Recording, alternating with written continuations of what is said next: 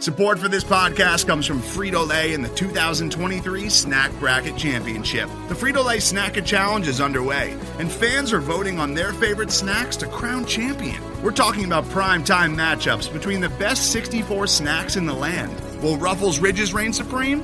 Can Doritos defend their dynasty?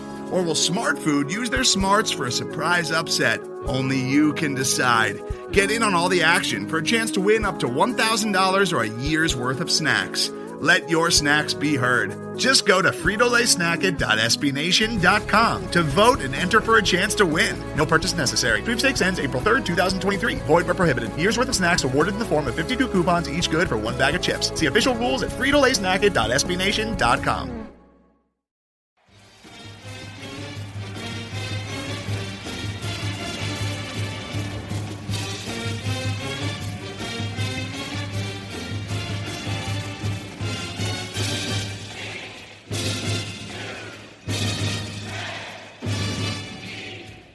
Duke fans, welcome to the happy world of the Duke Basketball Report podcast because the Blue Devils got to win. This is episode number 274. I'm your host today.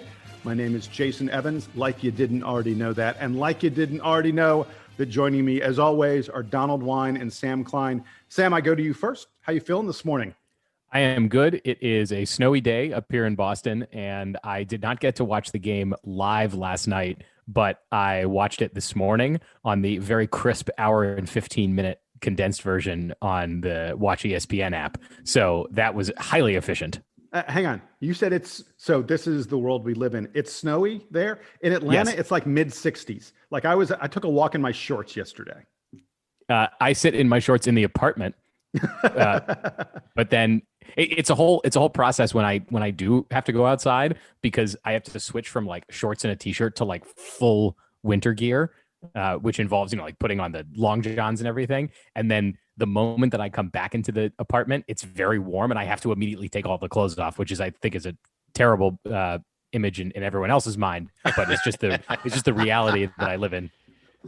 Donald Wine, it feels like we talk about the weather way too much around here, don't we, Donald? Yeah, but the weather is nice, especially when you don't go outside. So it's not snowy here. It is also not mid-60s. It's like the low 40s. But I will tell you this: 20 years ago today, guys, as we record on January 27th, gone in 54 seconds. Miracle minute. Should we do a classic DVR throwback and record the reaction to that game? Maybe we'll do that this summer. I've been doing nothing for the past few weeks but talking to members of the 2001 basketball team, as you guys know, and I have gotten a lot of good content about the Miracle Minute game. Guys, telling me about, where they were, what was going on. I can't even tell you how much I have on how much these guys hated Maryland. So they enjoyed that victory. Let me tell you. I cannot wait. Maybe we'll do one of those throwback episodes like we did for the Christian Laettner shot at the buzzer game. Maybe we'll do one of those over the summer before you release the 2001 podumentary that you're working on right now. I can just tell you right now, I will just recreate what I did in that moment in my dorm room and in the halls, and that's just going to be a lot of yelling and a lot of curse words. So that was going to say, is it appropriate for you to recreate all that? It won't be, but I'm going to do it anyway. If we're going to do it, I got to do it right. Advance warning: if we recreate the 2001 retrospective on the Miracle Minute game, it will require some bit of alcohol before we record. Not for me. I was still in my, I was 11 years old when that happened, 10 years old when that happened. I was sober for that game, but I can recreate it drunk. I can definitely do that. I'm trying to remember what would my poison have been when I was 10 years old. I'll find out, and then I'll recreate what was in my dinner from that night. Yoo-hoo. Yeah. I was really into chocolate milk. Let's get to something serious and something fun, which is the Blue Devils broke their 3-game losing streak. They defeated the Georgia Tech Yellow Jackets last night in Cameron Indoor Stadium, 75-68. Those who have been writing the obituary on the Duke Blue Devil season may need to revise those obituaries and perhaps write a completely different story. It was a game where Duke was great at closing out halves and scored the final 7 points of the game in the final minute 20 to get their victory. As we always do, we will start with the headline before we get to the good news and the bad news. Donald, what is your headline from this game? Mine is inconsistency remains, but Duke overcomes it all for strong finish and much needed win. I like it. Sam, what's your headline? I had Duke escapes, but not without some stings. You get it? Because they played the Yellow Jackets. You see what I did there? Very nice. Very nice. And my headline plays off of the fact that Duke closed both the first half and the second half quite impressively. I said Duke gets better as the clock ticks down, leading to a hard-fought and much-needed victory. The Blue Devils closed the first half with a 10-0 run in the final 4 minutes. As I said, they closed the game with a 7-0 run, taking a tie game with 1:20 left and turning it into a backdoor cover. One of the things that was discussed on SportsCenter last night, one of the things I've discussed a lot, Duke has only covered one game this season. Well, they just covered another one. They were a 6-point favorite against Georgia Tech, and they found a way to win this game by 7. And it was a bad beat in the over-under category too, because the over-under was 141 and this one was 143. Yep. So gamblers, if you were betting against Duke and betting the under, you had a bad final minute 20 of that game, let me tell you. But let's start now. Let's get to the good news, because there's a lot to talk about here. I've got copious notes, but I'm going to let you go first. Sam, I will hit you up. Give me your good news from this game, from watching the condensed version. When we previewed this game, we talked about how potent Georgia Tech's offense is. And I think the best takeaway from this game is how much the Duke defense was able to lock up the Yellow Jackets effectively to seal the victory. Georgia Tech did not really get into their offensive flow, especially, as you noted, Jason, at the end of both of those halves, and particularly at the end of the game, where Georgia Tech just seemed a little disjointed and they weren't quite able to get it together. The shooting wasn't quite there for Georgia Tech.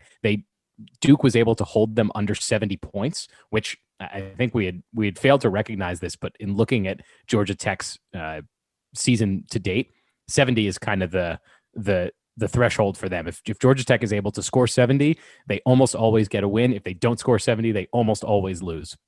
That has held true throughout the season. Duke held them to 68. So I'm overall very impressed with the defense. I thought Jordan Goldwire had a wonderful game last night, looked really strong at both ends. And I think in a bit we'll get to the bad news about, I think it's primarily around Jeremy Roach. And so looking forward, I expect to see more minutes for Jordan Goldwire at the point guard position. Hopefully this means that he's really coming into his own late in his Duke career. I love that you mentioned the way that Jordan Goldwire played. And I was on the post-game news conference. I wanted to play off of you really quick for a moment, Sam. Coach K spoke in the post-game news conference about Jordan Goldwire and said that he and Wendell Moore were real leaders in this game. We've spoken extensively about the lack of official captains on this team. I'm getting the impression that Coach K thinks that Wendell Moore and Jordan Goldwire are acting like captains. He talked about how much they talked and how much they led in this game. He praised their communication over and over again. And he said about Jordan Goldwire that this was, he thought, Jordan's best game of the season. I'd argue it may have been Jordan Goldwire's best game in a Duke uniform. 11 points, 7 assists, 5 rebounds, only made 1 turnover. And I want to point out something, sort of a key moment in the game. With 1 minute left and Duke clinging to a 1-point lead, Jordan Goldwire made a great steal on Jose Alvarado, which essentially changed the game. It allowed Duke to get a comfortable lead that Duke then, was able to stretch out to 7 points for the final victory. And I want to point out something from the 4-minute mark at the end of the game, down to that 1 minute mark. The teams traded baskets, or points, I should say, on 8 consecutive possessions. Duke would score, then Georgia Tech would score, then Duke would score, then Georgia Tech would score on 8 consecutive possessions. So getting that stop, getting Jordan Goldwire to get that steal and preventing Georgia Tech from doing another trading of baskets and trading of the lead was huge. And by the way, Duke scored on every one of their last 8 possessions of the game. I mean, how's that for crunch time? Also with Jordan Goldwire, I don't know if you're going to mention this, but he also had that key offensive rebound off of a missed free throw with 30 seconds left. He did. That is also what gave us another possession. They ended up fouling, and we made both of those free throws going away.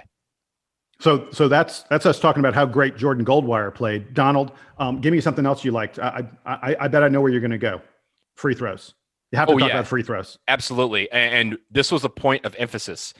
In the pregame, there was a point of emphasis from Coach K in the past press conference after Louisville. He mentioned that these guys had not been getting to the free throw line, and that we've been the disparity between the number of free throws we have attempted and the number of free throws our opponents attempted has been considerably great, and really something that was a cause for concern.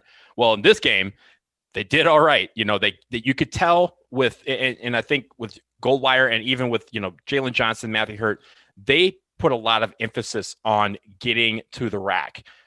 They were 26 for 58 from the floor, but they only took 16 threes. But because they had an emphasis on going to the hole, they knew they were either going to try and make it or get fouled. And sure enough, they went to the free throw line 22 times. They made 18 of them, 80%. That's terrific. Georgia Tech was 4 for 5 from the line. So the foul disparity wasn't that off. We had 10 fouls, they had 17, but it was the positions that we were being fouled in. A lot of times Jalen Johnson was getting fouled going to the lane. He was playing through contact. Coach K talked about that a lot. The fact that he was able to finish, that was that is what changed the course of the game, is the fact that we were able to get to the free throw line and make them, because the number of field goal attempts was skewed in favor of Georgia Tech, but everything else was skewed in favor of Duke. The free throws are what pulled it out for us. Well, the field goal attempts were skewed for Georgia Tech because we took so many free throws. By the way, you mentioned Jalen Johnson drawing fouls. Matthew Hurt drew 7 fouls all by himself. That's a really big deal. And yeah, Matthew Hurt, ironically, is the guy who missed the most free throws and was like the worst from the line on the night. But I think that's my other great thing from this game, is that Matt Hurt continues to be a consistently high level player, continues to make these incredibly challenging shots. He's clearly diving into the Dirk Nowitzki tapes this year and taking his best lessons from the Dirk lineup of turnarounds and 1-footers. Most college players I don't want to see taking shots like that. Matt Hurt has clearly put in the work to justify taking a lot of these mid-range shots, and he continued to perform really well from the mid-range and from the interior against Georgia Tech. 5 for 7 on 2-pointers. That's a great night for Matt Hurt. And one last thing on the free throws that I want to point out, it goes both ways. I mean, look, we are thrilled and we're celebrating the fact that Duke got to the line a lot, because it's something that Duke has not done very well at all. But another part of that is Duke did not send Georgia Tech to the free throw line very much. Coach K, again, in the post-game press conference, last week he talked about the fact that Duke was playing defense too much with our hands. And he wanted us to learn to play without putting our hands on guys, because that's how you draw fouls.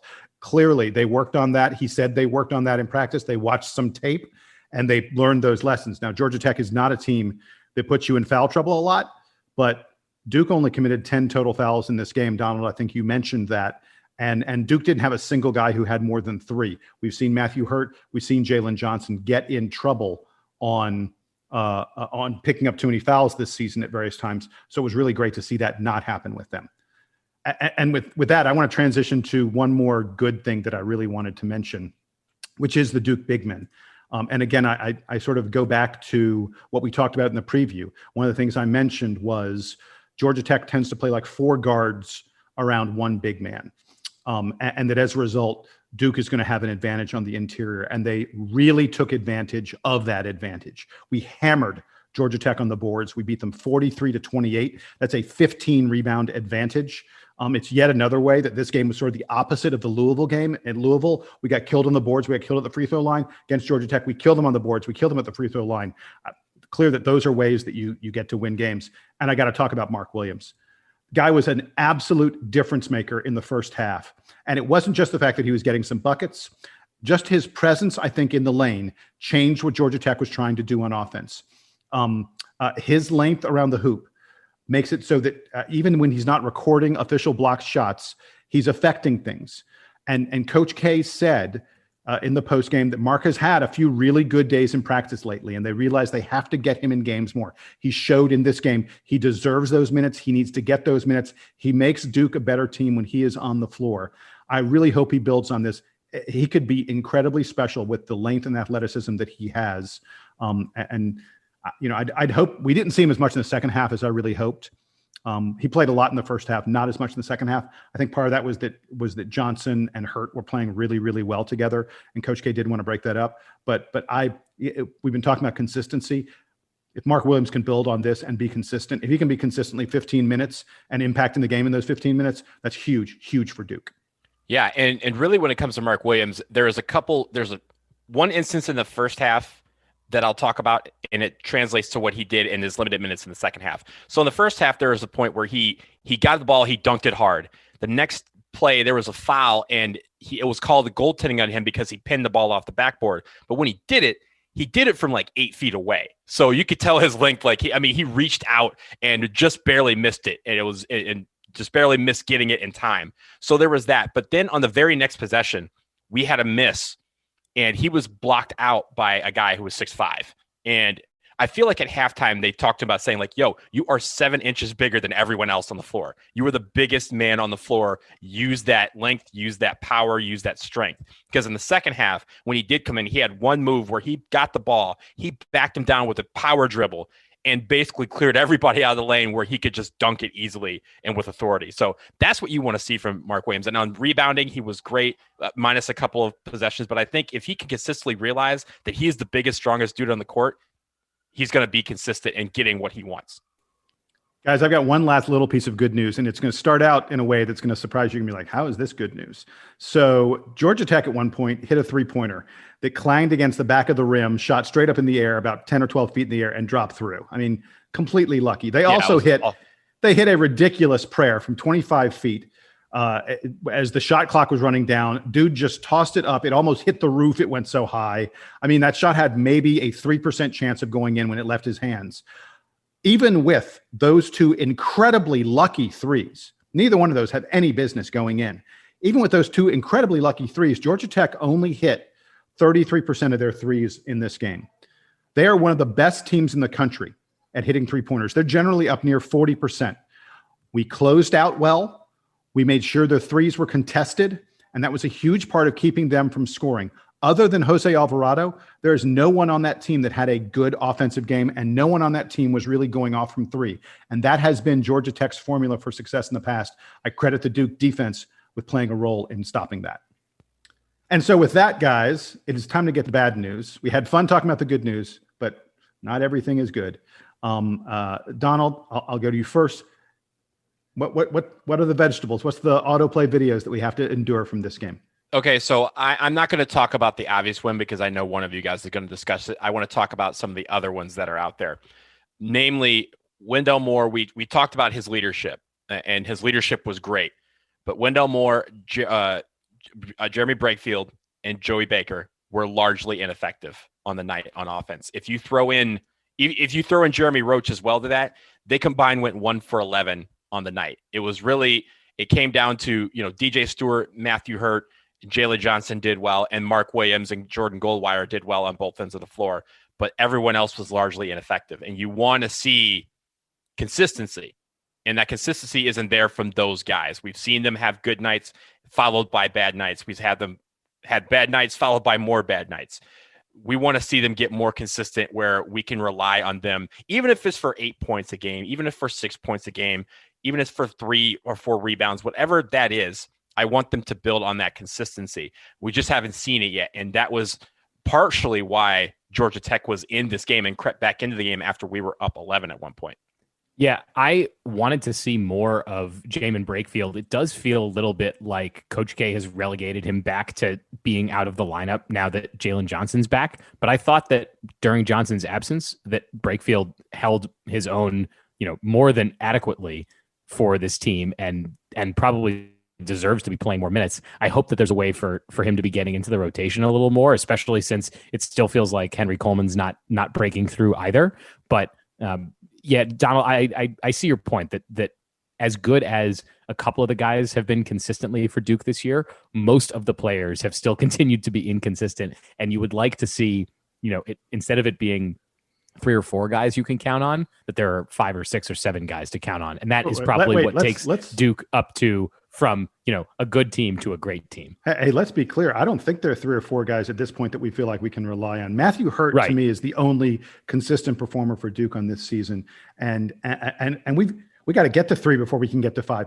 I hope we can get to 3. I feel like maybe Jalen Johnson and Jordan Goldwire and DJ Stewart, those are the categories to get us to about 3 or 4 guys that we can somewhat consistently count on. And that would be huge if we could get to that point, because I mean, there are plenty of games where it's Matthew Hurt and you have no idea who else is going to be able to do anything for this team.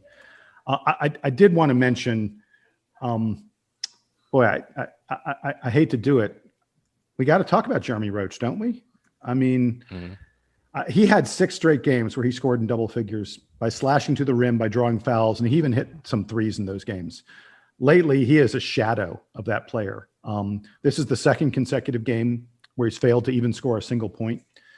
He didn't get a single assist in this game. He's fouling a lot. He's committing multiple turnovers. Guy's clearly capable. I mean, we've seen flashes of it to know that he can play at a really high level, but he's just in a really deep funk at the moment. And I don't know what gets him out of it. Any suggestions, any thoughts, gentlemen? I think that the emergence of Jordan Goldwire is going to help Jeremy Roach, because I think that Goldwire naturally acts as like a motivating force for him, whether that's in the sort of behind the scenes. I think we know that Goldwire is fairly popular with his teammates and is one of the de facto leaders on this team, but also from a demonstration on court perspective that Roach can watch Goldwire. Not that he's going to take Jordan Goldwire's like shot selection, which I could do without, but at least to see Jordan Goldwire's like commitment and intensity and focus on the court. If Jeremy Roach has that with his talent, he's going to be really effective. And go ahead, Doc. Go. And with Jeremy Roach, like, yeah, he's had a bad couple of games, bad few games. And I don't expect that to be the case. There are shooting slumps and there's slumps at what he's had, because it seems like his slump has frustrated him on defense as well, because he gave up, a few points on defense that really was what took him out of the game. But I think when it comes to Jeremy Roach, and really just it goes back to consistency. I mean, he was fairly consistent for a while, and then he wasn't. And then DJ Stewart has been fairly consistent for a while, and then he hasn't. Then Jordan Goldwire is consistent for a while, and then he hasn't. Wendell Moore, the 4 guards, and if you throw in Joey Baker into that mix, we need 2 of them to be consistent. We need 2 of them to be where on any given night, you know what you're going to expect from them, and you hope for one of the others to step up. And it gives them opportunity for the other players to step up. Because if all 4 of them or all 5 of them are not going to be consistent, then we have to wonder, where is the scoring coming from? Where is the defense coming from? When we should be making it so that the opponent has to go, man, who's going to kill us tonight? Because we know that these guys are going to be here. Which is the 5th guy that we got to key on? Yeah. And this consistency and guard play that we're lamenting primarily on offense also extends to defense. For the 2nd game in a row, Duke was absolutely strangled by a lead guard that was running pick and roll and just killing us. It was Carlick Jones last game against Louisville. This game, it was Jose Alvarado.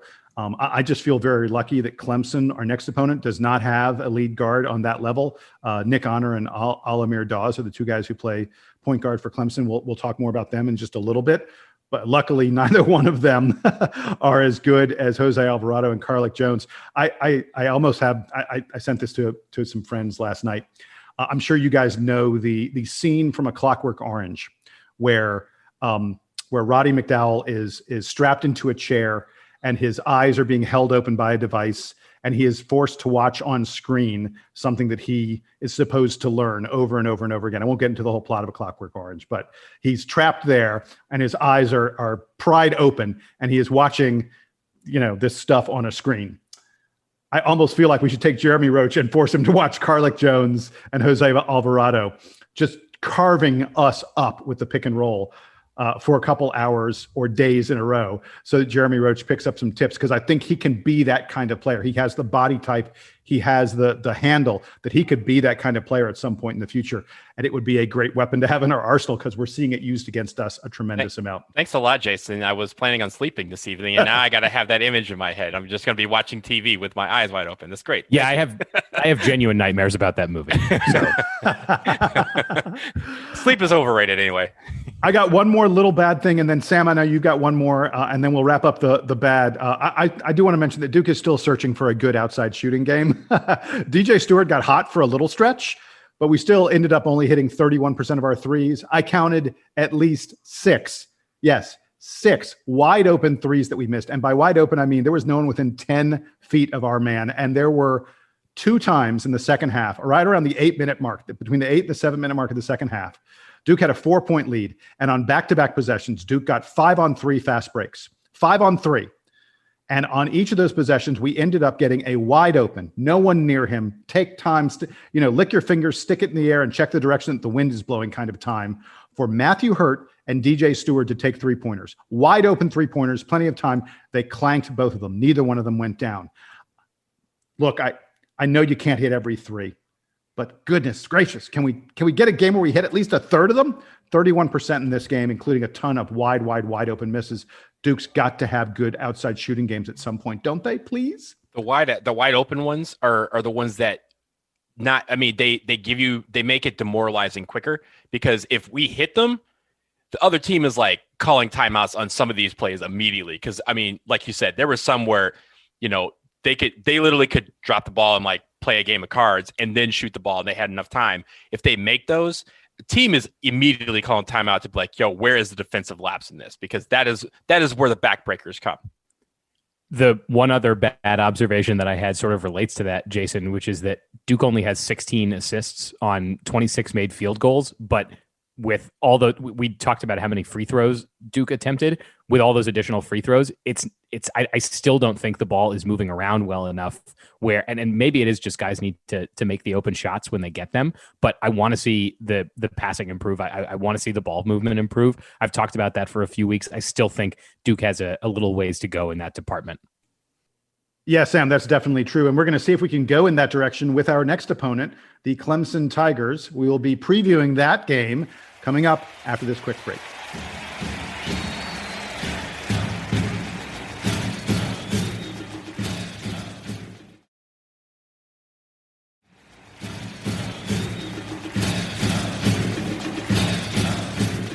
All right, so we're back after that short break, and it's time to look ahead. The Blue Devils on a 1-game winning streak, hoping to take it to 2. We'll be playing the Clemson Tigers, a team that about a week ago looked like they were at the top of the ACC. They were knocking on the door of the top 10 nationally. And the past 3 games, the wheels have come off for Clemson. I mean, you thought Duke was in a bad 3-game slide. At least our games were close. Clemson's getting their doors blown off of them the past 3 games. Donald, let me go to you first. What have we seen from their results, right? You're the guy who looks at, what Clemson's results have been. Ain't been good lately. Yeah, well, they're 9-4, and they're 3-4 in the ACC because all 4 of their losses have come in the ACC. That's how math works. But really, like you said, they're on a 3-game losing streak. They do play, as we record tonight, they do play against Louisville. So maybe they break that schneid tonight, or maybe it's a 4-game losing streak when we play them on Saturday at noon. But They lost to Virginia Tech back in December by 6. It was a very competitive game. That was back when both teams were kind of they were both undefeated, and they were trying to see like, oh, who's going to be the surprise team. We mentioned this in our ACC preview because it was right after that game.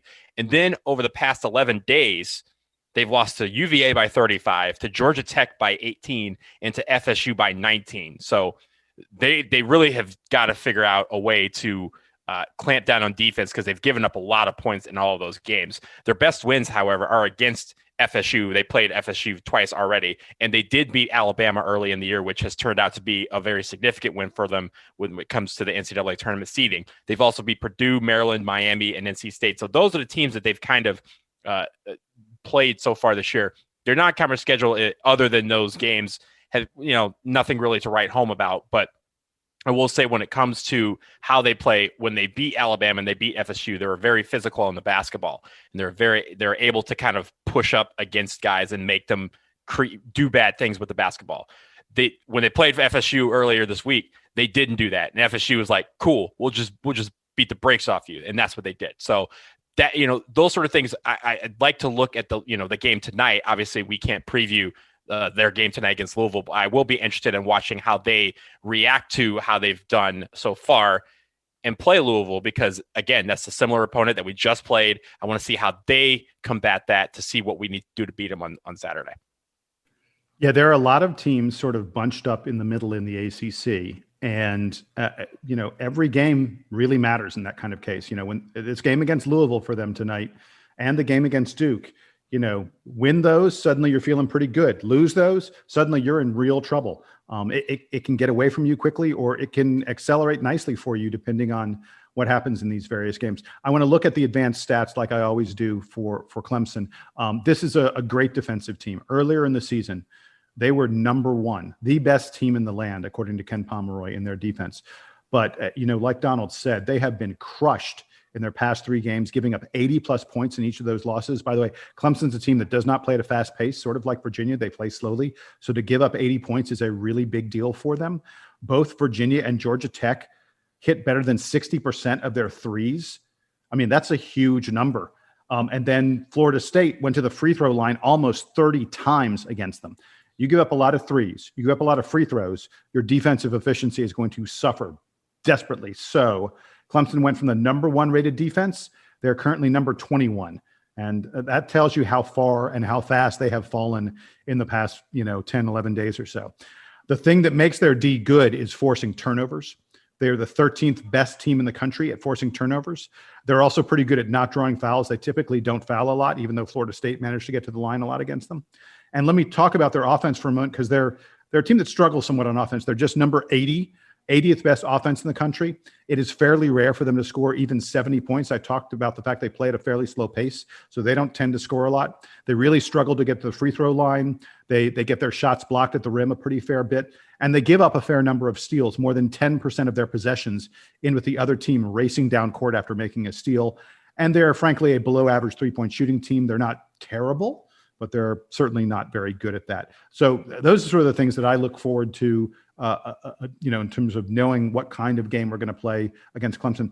Sam, give me the players. Who are the guys we need to watch out for in this team? Led by Amir Sims, no question about it. He's been there for 9 years now, right? Or is it 11, something like that? Yeah, 42.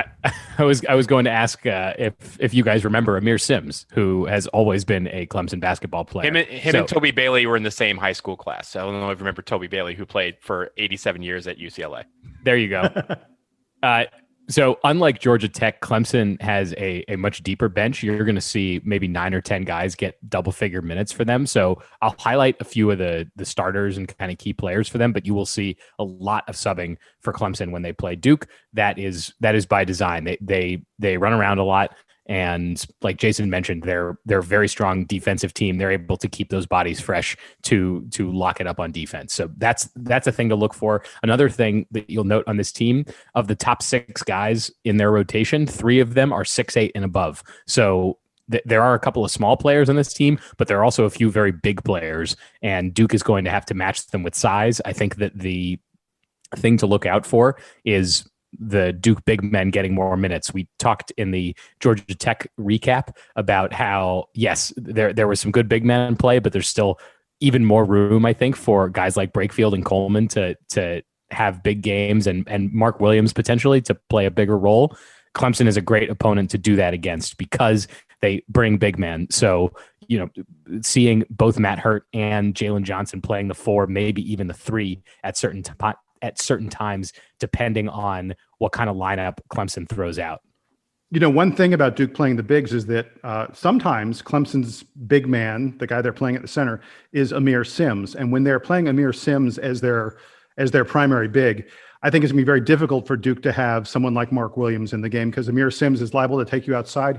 He's perfectly comfortable shooting 3-pointers. They run the offense through him out there a lot, where he's looking for other guys. He likes to drive from outside. He is a non-traditional big, so that is one thing to look out for. I think Matthew Hurt probably will be fine covering him, and Jalen Johnson for sure can go out and be mobile enough to handle something like that. But it could limit someone like Mark Williams' ability to get time. But Clemson has other big men, Sam, who Mark Williams will fare perfectly well against. Do you think this is a game where Amir Sims might get some, just to kind of shake it up a little bit, to throw in someone like Wendell Moore, who is big enough to kind of be out there, but also be in a position that'll free up, hopefully, Matthew Hurt and Jalen Johnson to do their thing inside too? I think the Amir Sims element makes it a little bit of a wild card for Duke. And if you go back to Duke's collapse last year against Clemson, I don't want to relive it too much, but Sims was incredible against Duke last year, 25 points and 8 rebounds. So I am sure the team is locked in on him as the guy they need to stop first and foremost.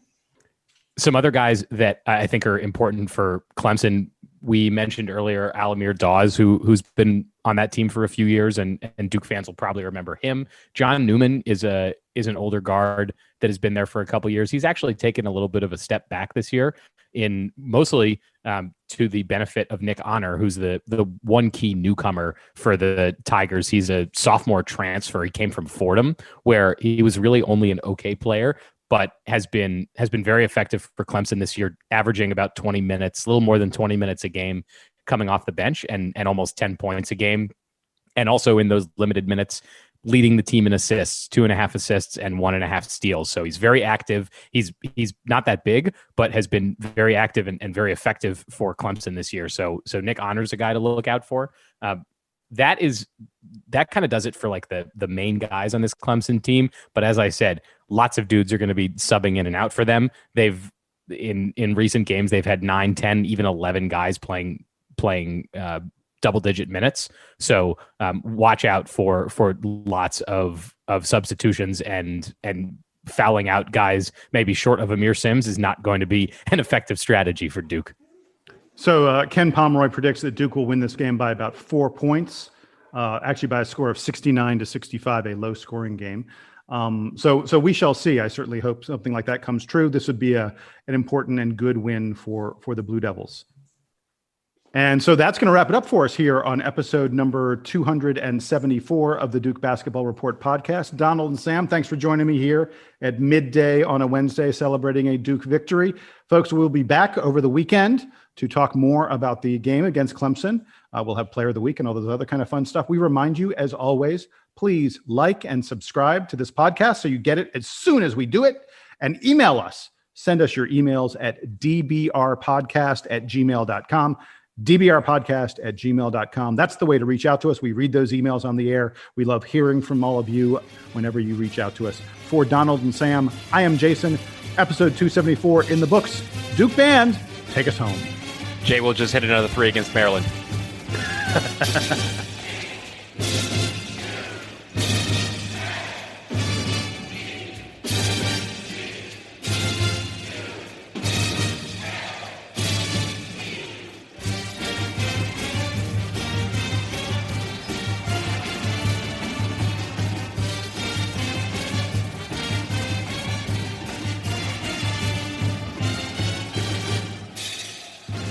By the way, I want to tell you guys an interesting story because this has happened to me before.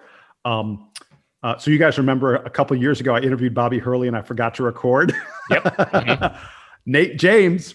I was interviewing Nate James just yesterday. He and I had spoken for about 20 minutes, for the 2001 memory podcast. And you wasn't recording? And I wasn't recording. And I went, oh my God. I looked at my screen. I realized I wasn't recording. And I was like, oh my God, Nate, I feel terrible. And literally at that moment, his phone rings. It was his wife. And he had to do something, had a family thing that he had, he had to stop. And so he goes, we'll do it some other day. And I was like, thank God. Because I didn't get any of that. Oh, man. Oh, boy. Well, at least next time you could just kind of start over and be like, look, first time didn't happen. You don't have to worry about whatever. If you like to turn a phrase, you'll remember it again, but whatever. Yeah, exactly.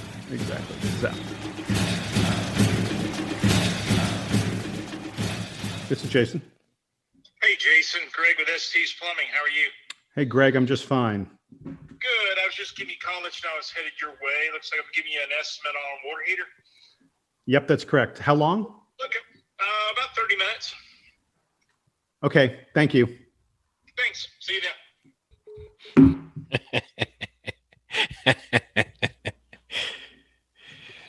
then. Terrible timing. Did they give you a nice window of like 8 to 4? Oh, no. The window was much tighter than that. It was 8 to 8. 8 a.m. to 8 p.m. Yeah, that's the window I would give you. Are you kidding me? We're going to start recording and he's going to show up at the door. God damn. Is it just you there? My wife is here. Oh, but no matter what, we're going to have to, whatever we're talking about at that moment, we will have to take a break because the dog will go batshit crazy. Mm-hmm. And yeah, we'll have to take a little, 3 to 5 minute break. Not even that, it won't be that long, but I'll let the guy in. I'll show him where it is, and then I'll come back. We'll record. And okay, come on, Sam, hurry up so we can get started. Hey, we won today. That's good. Great. Next one. We're previewing a game. Yes, we're playing. Great. Thanks for joining us. That's on the DVR episode podcast. 274. Bam. Did it quick. We're gonna go pace. We're gonna go. We're gonna go show the plumber. That's how you have to do. Like, we're gonna take a quick break. I'm gonna show the plumber where he's fixing Where the hot water pipes, heater is. Where the hot water heater is. People are gonna be like, "What?" Yeah. Oh boy.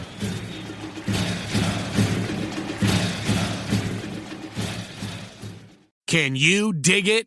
With a Bobcat compact excavator, you can. Up to $6,000 in rebates on select models and 0% financing for 36 months. Check us out at Bobcat of Charleston in North Charleston.